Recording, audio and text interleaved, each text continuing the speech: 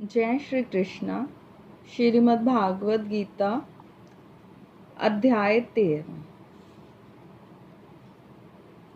स्वर्ण देख ललचे नहीं, माटी से नहीं बैर, उसर धरते जहें को सम उपवन की सैर। सुंदर नारी रत नहीं, नहीं मोह और काम, शीत उष्ण सम है जिसे नहीं क्रोध का नाम। सोवे जैसे पलंग पर तिम धरती पर सोए, राग द्वेष से रहित जो भक्ति में दृढ़ होए। हे अर्जुन, उस जीव को जानो ब्रह्म का ज्ञान, अति प्यारा बेजर मुझे अर्जुन निश्चय जान।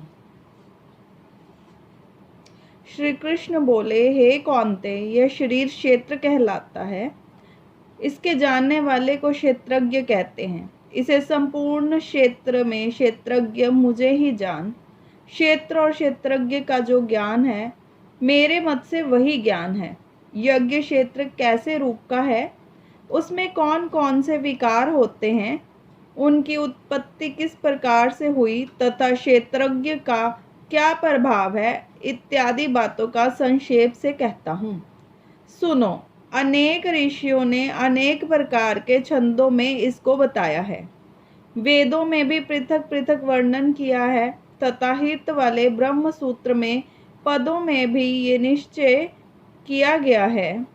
पंच महाभूत, अहंकार, बुद्धि, अव्यक्त प्रकृति,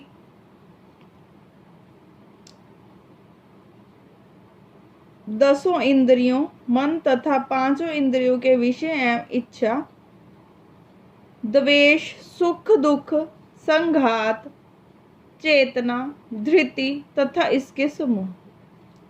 संक्षेप में क्षेत्र क्षेत्रज्ञ की यही विकार है। मान एवं पाखंड से रहित, अहिंसा, सहनशीलता, सरलता, गुरु सेवा, पवित्रता, अपने मन का संयम, इंद्रियों को विषयों में से विरक्त, अहंकार रहित और जन्म, मृत्यु, बुढ़ापा, रोग, दुख आदि द्वेषों को देखना, पुत्र, स्त्री, ग्रह इत्यादि में आसक्ति ना करना तथा इनमें अपने को सुखी दुखी ना मानना एवं इष्ट अनिष्ट की प्राप्ति में हर्ष विषाद रहित रहना, अनंत भाव से मेरी अन्यन भक्ति करना, एकांत में रहना, जन समूह में रहने से विराग, सदा स्मरण रखना कि मैं परमात्मा का ही अंश हूँ, ज्ञान प्राप्ति के उद्देश्य से मोक्ष को सबसे श्रेष्ठ मानना, इससे ही ज्ञान कहते हैं। अब ज्ञेय का सर्वस्वरूप वर्णन करता हूँ। जिसको ज्ञान कर मनुष्य मोक्ष को प्राप्त होता है, वे आदि रहित, बड़ों से बड़ा, अकथनीय होने से न सत्य ही कहा जाता है और न असत्य ही कहा जाता है। सब और उसके हाथ और चरण हैं, सब और नेत्र, सिर और मुख है। वही जगत में सब को घेरे हुए स्थित है। वह सब इंद्रियों में गुणों का प्रकाश है, पर उसमें कोई इंद्रियां नहीं है। जिसको किसी से आसक्ति नहीं है, पर वह सबका आधार है। जो स्वयं निर्गुण होने पर भी गुणों को भोगता है, जो भूतों के बाहर भीतर है तो भी चर और अचर है, जो अत्यंत सूक्ष्म होने के कारण जाना नहीं जाता, जो दूर से भी और निकट से भी, जिसके विभाग नहीं होने पर भी भिन्न भिन्न भूतों के समान विभक्त रहता है, समस्त भक्तों का पालन, नाश, उत्पत्ति करने वाला ज्ञेय है। वही अंधकार से परे ज्योतिमान पदार्थों की ज्योति देता है। यहाँ ज्ञान जानने योग्य पदार्थ, ज्ञान द्वारा जानने योग्य सबके हृदय में वास करता है। इस प्रकार क्षेत्र ज्ञान गए, इसको संक्षेप में कहा। इसे जानकर मेरे भक्त मेरे पद के योग्य होता है। प्रकृति तथा पुरुष दोनों ही अनादि हैं। विकारों और गुणों से उत्पत्ति प्रकृति से हुई है। कार्य तथा कारण को प्रकृति उत्पन्न करती है। पुरुष तो सुख व दुख को भोगता है। प्रकृति में पुरुष रहता है, प्रकृति के गुणों का उपयोग करता है, तदनुसार उत्तम व अधम योनियों में जन्म लेता है। इस प्रकार गुणों के साथ जो प्रकृति तथा पुरुष को जानता है, उसका रहन सहन चाहे जैसा हो, पुनः जन्म नहीं होता।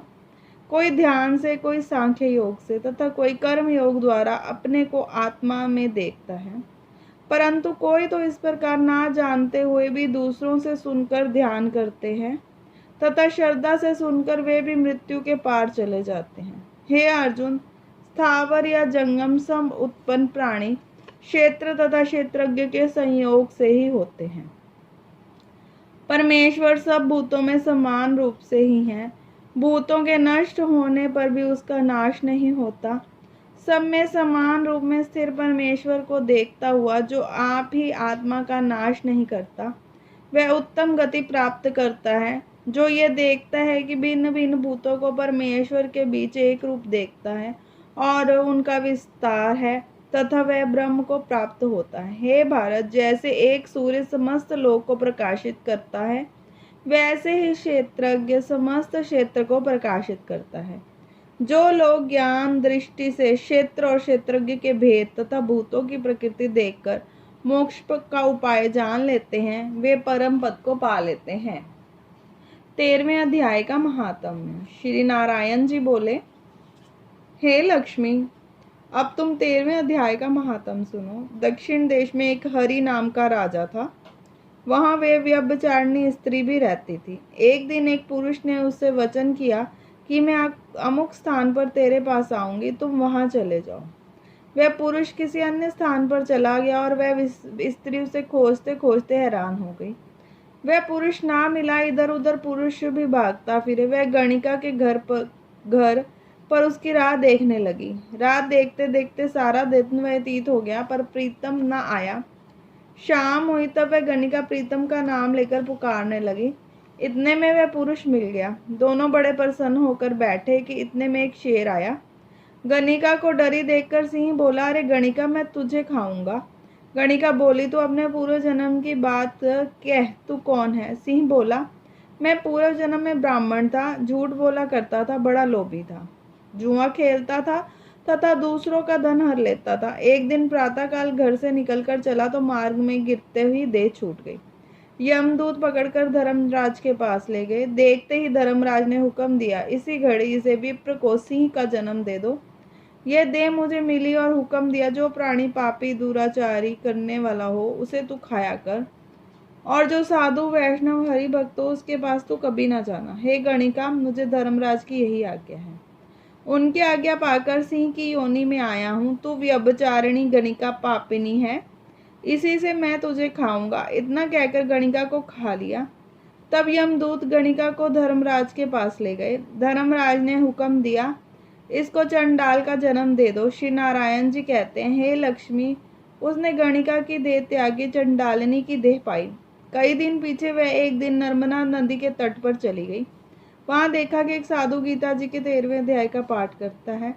उसे उसने सुन लिया। जब अध्याय सुनकर प्रसाद पाया तो तुरंत चंडालिनी के प्राण छूट गए और देह पाई। आकाश से विमान आया जिस पर बैठकर वैकुंठ को चली। फिर उसने उस साधु से प्रार्थना की, हे संत जी, गीता के एक श्लोक के पाठ का फल उसी के निमित्त भी दे दो तो उसका भी उद्धार हो जाए। तब उसी संत ने गीता के पाठ का फल दिया, जिससे तत्काल उस सिंह की भी देह छूटी और देह पाई। तब दोनों विमान पर चढ़कर वैकुंठवासी होकर परम धाम को प्राप्त हुए। जय श्री कृष्ण।